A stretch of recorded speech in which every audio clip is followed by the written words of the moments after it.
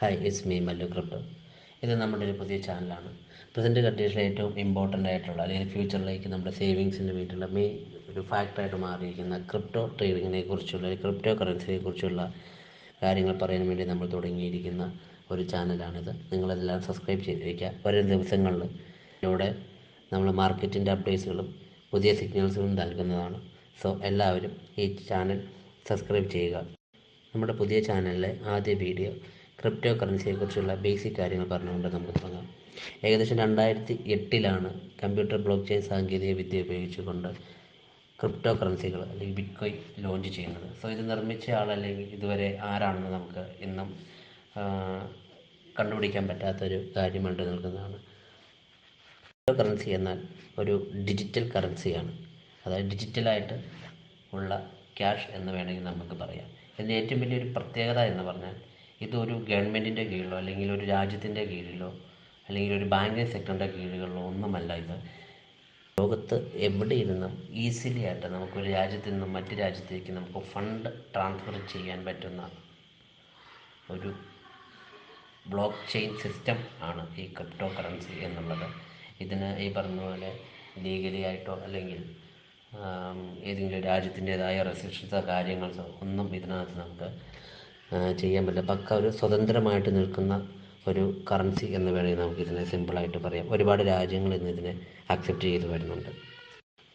2008 ലോകത്തിലേക്ക് വന്ന crypto currency ഇന്ന് വേൾഡ് ട്രേഡിലെ ഒരു മെയിൻ ഫാക്ടറായിട്ട് മാറിയിരിക്കുകയാണ്. നമുക്കറിയാം ബിറ്റ്കോയിൻ്റെ പ്രൈസ് അതിൻ്റെ ഓൾ ടൈം ഹൈ, അതായത് ഏറ്റവും ഉയർന്ന നിരക്ക് കഴിഞ്ഞ ഒരു മാസങ്ങൾക്ക് മുൻപ് എത്തിയിരുന്നു. ഏകദേശം 60 ലക്ഷം ഇന്ത്യൻ രൂപയാണ്. അത് ഡോളർ പറയുമ്പോൾ ഏകദേശം 70,000-75,000 ഡോളറിനോടടുത്ത് അതിൻ്റെ പ്രൈസ് കയറിയിരിക്കുകയാണ്. സോ ഇതിൻ്റെ ഒപ്പം തന്നെ ഒരുപാട് ഇതിനെ സപ്പോർട്ട് ചെയ്തുകൊണ്ടുള്ള ഒരുപാട് പുതിയ പുതിയ ഓൾട്ട് കോയിൻസുകൾ, പുതിയ കോയിനുകൾ ലോഞ്ച് ചെയ്തിരുന്നു.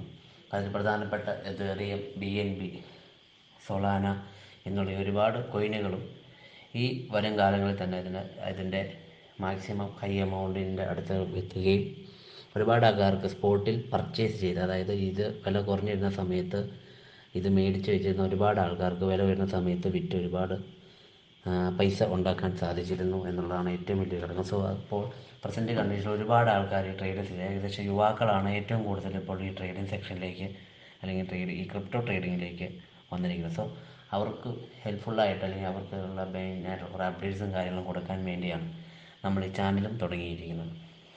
ഒരു മാസം മുമ്പുള്ള ഒരു പമ്പിന് ശേഷം, ഒരു ഉയർച്ചയ്ക്ക് ശേഷം BTC വീണ്ടും ഈ ഒരു 2-3 ആഴ്ചയിലായിട്ട് അതിൻ്റെ ലോ റേറ്റിലേക്ക് വന്നിട്ടുണ്ട്. സോ ഇതിൻ്റെ ഒപ്പം തന്നെ ഒരുപാട് ഓൾട്ട് കോയിൻസുകളും ഇപ്പോൾ താഴെ കിടക്കുകയാണ്. സോ സ്പോട്ടിൽ ട്രേഡ് ചെയ്ത് നമുക്കിപ്പോൾ പുതിയ ആൾക്കാർക്കാണെങ്കിൽ സ്പോട്ടിൽ ഒരുപാട് കോയിൻസുകൾ കുറഞ്ഞ പൈസയ്ക്ക് നമുക്കിപ്പോൾ മേടിച്ചിടാൻ പറ്റിയൊരു സമയമാണുള്ളത്. സോ മെയിനായിട്ടുള്ളൊരു ഘടകങ്ങളിൽ രണ്ടാണ്. ഒന്ന് സ്പോട്ട് ട്രേഡിങ്, അതുപോലെ തന്നെ ഫ്യൂച്ചർ ട്രേഡിങ്. സോ ഒരു പുതിയതായിട്ട് വരുന്ന ആൾക്കാർക്ക് തുടങ്ങാൻ പറ്റിയത് സ്പോട്ട് ട്രേഡിങ് തന്നെയായിരിക്കുമെന്നാണ് എനിക്ക് പറയാനുള്ളത്. കാരണം വെച്ചാൽ ഞാനൊരു 2 കൊല്ലത്തോളം ഏകദേശം ബൈനാൻസ് എന്നുള്ള ആപ്പിലാണ് ട്രേഡിങ് തുടങ്ങിയത്. സ്പോട്ടിൽ ഒരുപാട് കോയിനുകൾ കുറഞ്ഞ വിലയ്ക്ക് മേടിച്ച് അത് ഉയർന്ന വിലയ്ക്ക് വിറ്റ് പ്രോഫിറ്റ് നേടിയ ഒരാളാണ്. പിന്നീടാണ് ഞാൻ ഫ്യൂച്ചർ എന്നുള്ള ട്രേഡിങ് ഇതിൽ മാറിയത്. അതായത് കോയിനുകളിൽ പമ്പും ഡൗണും, അതായത് അതിൻ്റെ ഉയർച്ചയും താഴ്ചയും നടക്കുന്ന സമയങ്ങളിൽ നമ്മൾ ഫണ്ട് ഇട്ടുകൊണ്ട് നടത്തുന്ന ഒരു രീതിയാണ് ഫ്യൂച്ചർ ട്രേഡിങ്. അത് ഹൈ റിസ്ക് ട്രേഡിംഗ് ആണ്. സ്പോട്ടിനെ പോലെ റിസ്ക് കുറവല്ല, എന്നത് ഹൈ റിസ്ക് ആണ്. കാരണം ലിക്വിഡൈസേഷൻ, അതായത് ഈ ഫണ്ട് നമ്മളിടുന്ന ഫണ്ട് ഒരു പക്ഷേ മാർക്കറ്റിൻ്റെ താഴ്ചയിലും മാർക്കറ്റ് ഉയർച്ച നമുക്ക് നഷ്ടപ്പെടാനുള്ള ചാൻസ് ഉണ്ട്. സോ മാർക്കറ്റ് കൃത്യമായിട്ട് മനസ്സിലാക്കിയതിന് ശേഷം മാത്രമേ, അല്ലെങ്കിൽ കോയിൻ്റെ മൂവ്മെൻറ്റ് കൃത്യമായിട്ട് മനസ്സിലാക്കിയ ശേഷം മാത്രമേ നമുക്ക് ഫ്യൂച്ചർ ട്രേഡിങ്ങിലേക്ക് ഫണ്ട് ഇടാൻ പറ്റുള്ളൂ. പക്ഷേ ഹൈ റിസ്ക് ആണെങ്കിലും അതിനകത്തുനിന്ന് ഹൈ ഏണിങ്സ്, അതായത് നമുക്ക് നല്ല രീതിക്ക് പ്രോഫിറ്റ് ഉണ്ടാക്കാനും സാധിക്കും.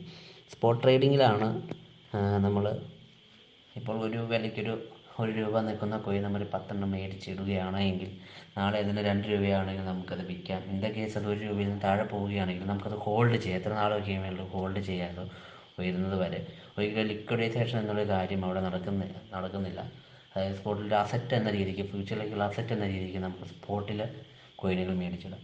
സോ വരും ദിവസങ്ങളിൽ നമുക്ക് ഇപ്പോൾ പ്രസൻറ്റ് കണ്ടീഷനിൽ മേടിക്കാൻ പറ്റിയിട്ടുള്ള ഒരു 6 അടിപൊളി ഓൾട്ട് കോയിൻസുകളെ കുറിച്ചുള്ള വീഡിയോയാണ് ഞാൻ നമുക്ക് പറയാൻ ഉദ്ദേശിക്കുന്നത്. സോ നെക്സ്റ്റ് വീഡിയോയ്ക്കാണ് നിങ്ങൾക്ക് അതിലേക്ക് 2 ദിവസങ്ങൾക്കകം ആ വീഡിയോ വരുന്നതായിരിക്കും.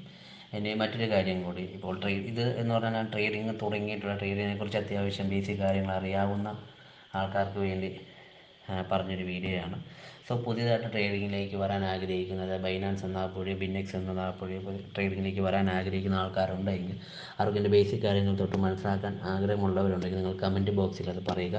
ഞാൻ വേണമെങ്കിൽ അതിനുവേണ്ടി മാത്രമായിട്ട് മറ്റൊരു വീഡിയോ ചെയ്യുന്നതാണ്.